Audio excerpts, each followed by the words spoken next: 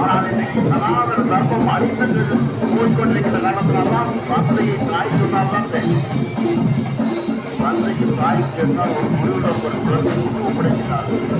குழுதான் அந்த குழந்தையை பண்படுத்தி நல்ல முறையிலே வளர்த்து நல்ல வாழ்க்கை நெறிமுறைகளை கற்றுக் கொடுத்து இவர்தான் உன்னுடைய இறைவன் என்கின்ற இறைவனை நமக்கு அறிமுகப்படுத்தி அதான் மாறாதுதான் குரு தெய்வம் என்கின்ற ஒரு சிறப்பான ஒரு வழிமுறை நம்முடைய கழிக்கின்ற பொழுதுதான் வராமல் இருக்கும். அப்பொழுதுதான் உலகம் அழிந்து ஒரு மகா தொழிலை ஏற்படுவதற்கு விஞ்ஞானிகள் அப்படி விஞ்ஞானபூர்வமான உலகமே இத்தனை கோடான கோடி ஆண்டுகள் ஏற்பட்டுக் கொண்டிருக்கிறது. இத்தனை கோடான கோடி ஆண்டுகள் 1,55,70,000 கோடி ஆண்டுகள் இருக்கும் என்கின்ற பாகவதத்தினுடைய கருத்தை விஞ்ஞானிகளை ஏற்றுக்கொள்கின்றார்கள் என்று சொன்னால் சாதாரண ஒன்றும் தெரியாதவெல்லாம் கலாச்சாரத்தை அழிக்க முடியுமா?